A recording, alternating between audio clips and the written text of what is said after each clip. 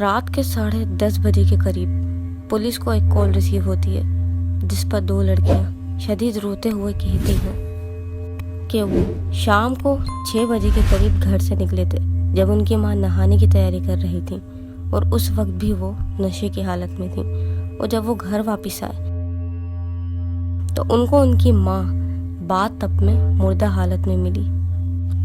یہ سب کیسے ہوا؟ اس سب کا جواب آپ کو آگے کی کہانی سن کر ملے گا، لیکن اس سے پہلے میرا نام ہے نشوہ رشید اور آپ دیکھ رہے ہیں لائبریری آف اسٹوریز۔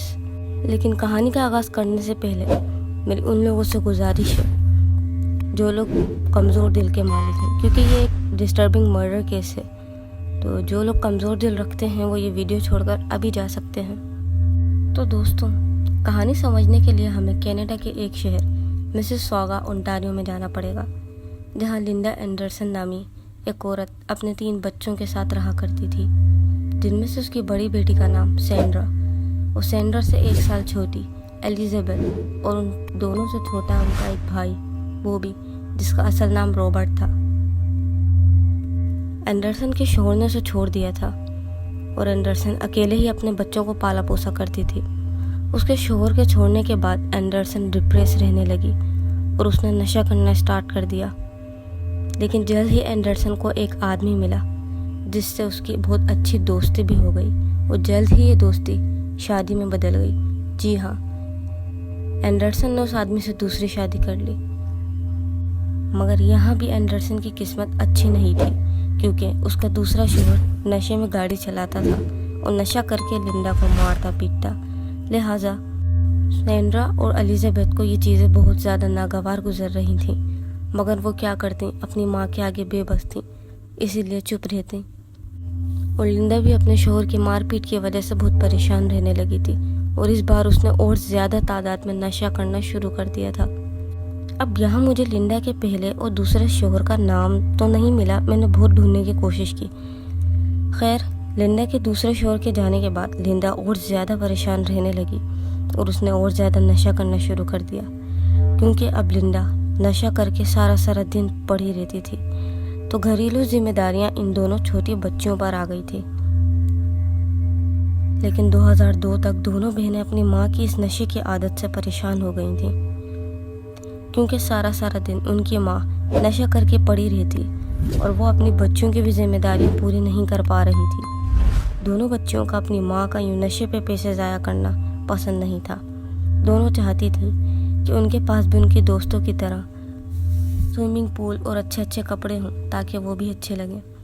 سینڈرا نے ایک بار بتایا کہ وہ ایک بار سیکجولی ابیوز بھی ہو چکی ہے، اور اس نے یہ سب ایک پریسٹ کو بتایا تھا، کیونکہ اس کی ماں تو سارا دن نشے میں رہتی تھی اور وہ اس کی یہ ذمہ داری بھی پوری نہیں کر پا رہی تھی۔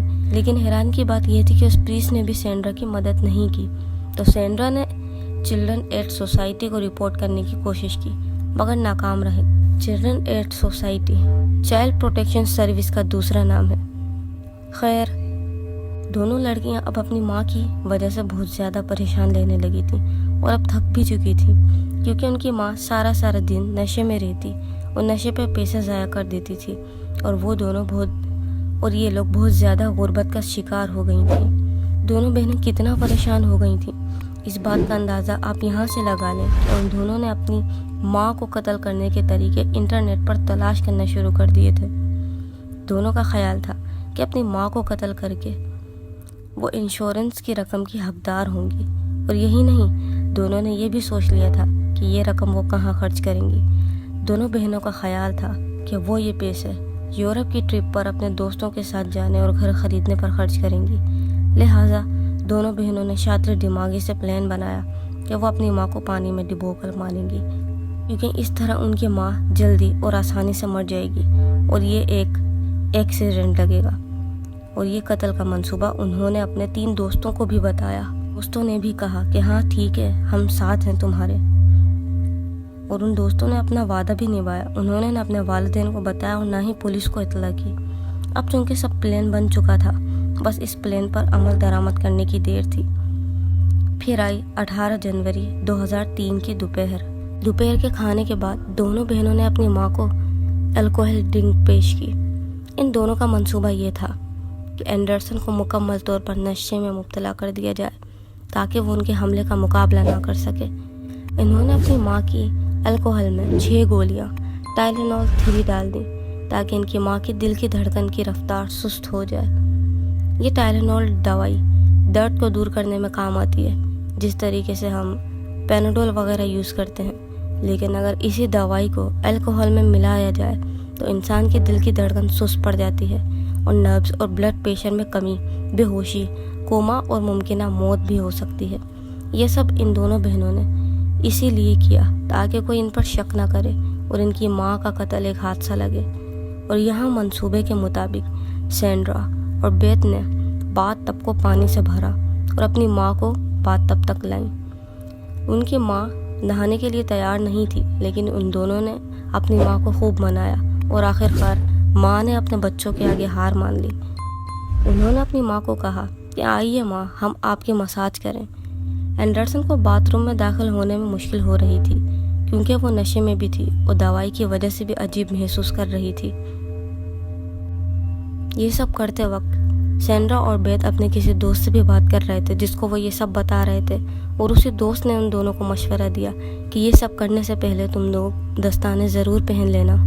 لہٰذا مساج کرنے سے پہلے سینڈرا اور الیزابیتھ نے دستانے پہنے اور اپنی ماں کو مساج دینا شروع کیا، اور مساج دیتے دیتے ہی سینڈرا نے اپنی ماں کو کہا کہ پیٹھ کے بل لیٹیے تاکہ وہ پیٹھ صاف کر سکے، اور جب اس کی ماں پیٹھ کے بل لیٹی تب ہی سینڈرا نے اپنی ماں کا سر اندر پانی میں دھکیل دیا۔